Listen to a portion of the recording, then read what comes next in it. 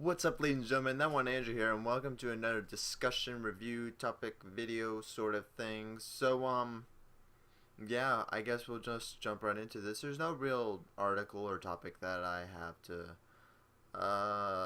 point out, to single out, or anything about this topic. But as you can read in the title, we're here to talk about gaming journalists and my problem with journalism in the gaming market.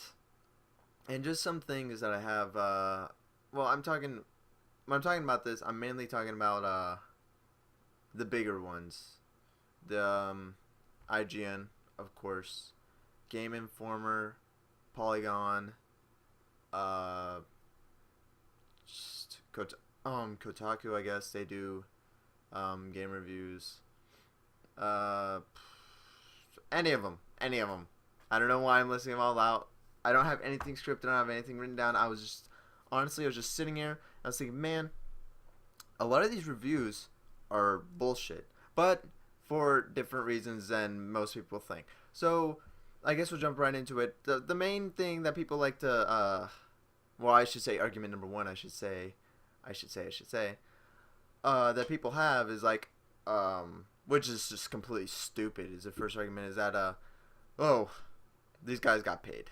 That's always argument number one. Like, oh, these guys got paid. Industry's crooked, all that stuff, which I do not believe at all. I'd say for most reviews, like I said, this isn't for any particular game or anything, but for most reviews, I would say they are truthful. For the most part, they are the person's opinions. They are the person's feelings towards the game and how they felt about the game and how they, relate to the game.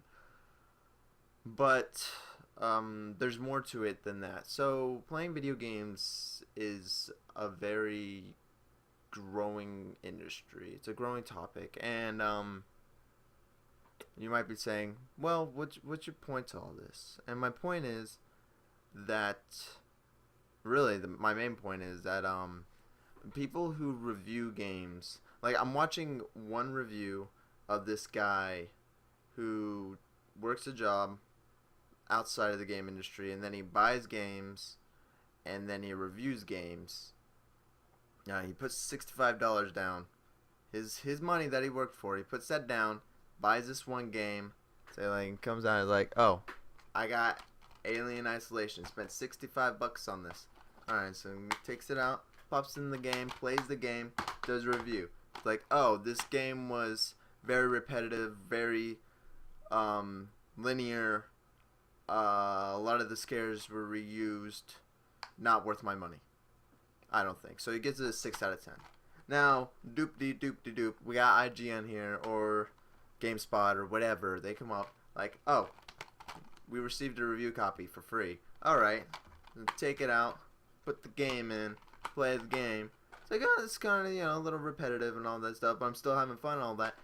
My difference is, I feel like the problem is that when they're reviewing the game, they don't have anything to lose with the game, if that makes sense. Like, yeah, they have time, but it is their job.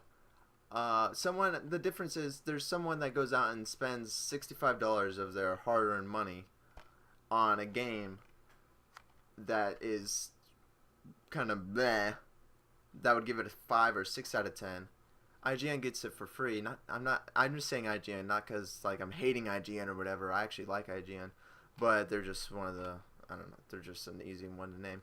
But reviewer B or whatever gets the game for free, and then they're reviewing it, and they don't have that $65 on the line of, well, if this game's shit, then I just wasted my money, which does have a lot to do with it, because that is a point that you never hear, and I feel like that's one of the reasons why so many like people clash with the reviewers, because like, sure, they're saying, oh, this game's kind of mediocre, but we're gonna give it an 8 out of 10.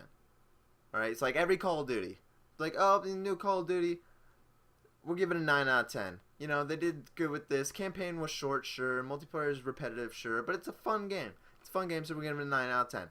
It's It's like great, but to average Joe B over here, like he's a little casual gamer, doesn't really play much multiplayer, buys the game, and the single player's boring and predictable and repetitive and just the stupid same stuff throughout all the years. And play some multiplayer. The maps are a little bland. Guns are kind of the same as they've been in the past.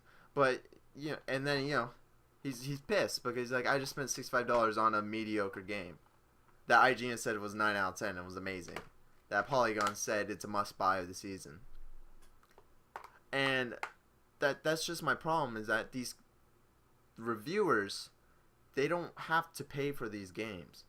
And there is a certain there's a certain something there, like a certain like a gamble when you have to go out and purchase this. You can always return it, sure, but like really, who returns games?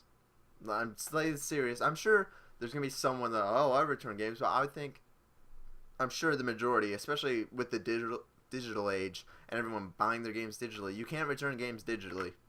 Can't do it. Sorry. So the majority do not return their games, and if you buy a game that Polygon gave a 9 out of 10 or IGN gave a 8.5 out of 10, and it's the same repetitive bullshit, and it's just not good, it's like, well, great, I just lost $65 for a game that they got for free, but that didn't resonate with them. So I don't really know what the point of this video is, and I don't know why I'm hating on Alien Isolation. I haven't played this game, actually. It's just sitting there on my shelf. I don't know. I'll play it one day, maybe.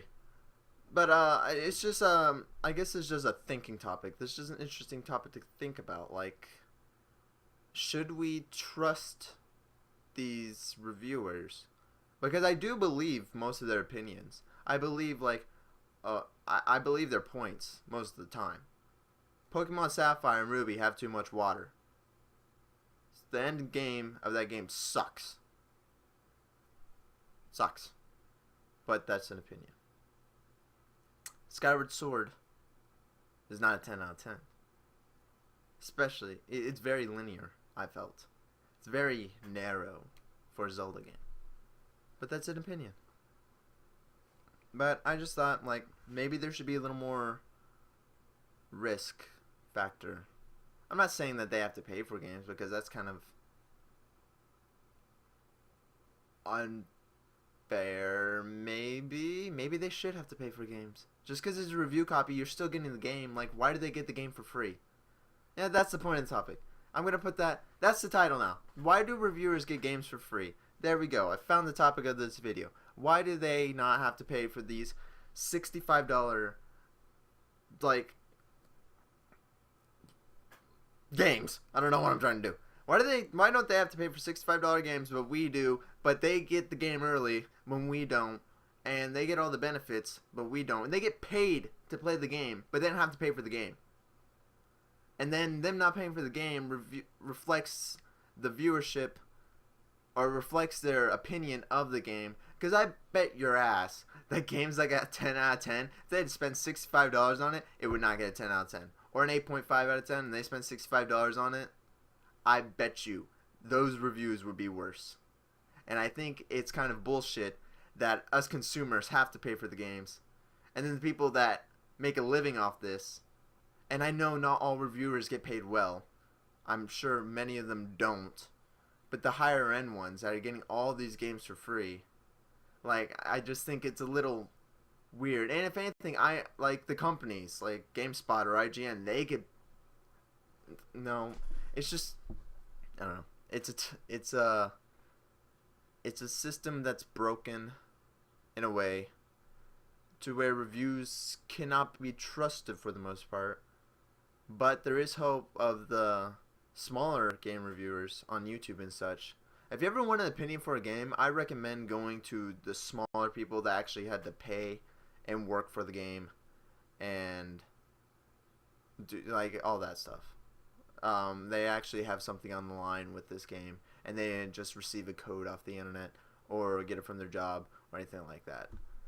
So, I mean, that's just an opinion right here. This is my opinion. Comment, like, all that stuff. Do you think game reviewers should have to pay for their own games? Do you think it's kind of bullshit that they get all the benefits for playing these games, that they get to live in the industry and still don't have to buy anything? Again, I'm not saying any of them are bad people. I like IGN. I like the people at IGN. I like GameSpot. I like the people at GameSpot. Kotaku, kind of. Polygon. Anyways, thanks for watching the video, guys, and I'll see you next time. Bye-bye.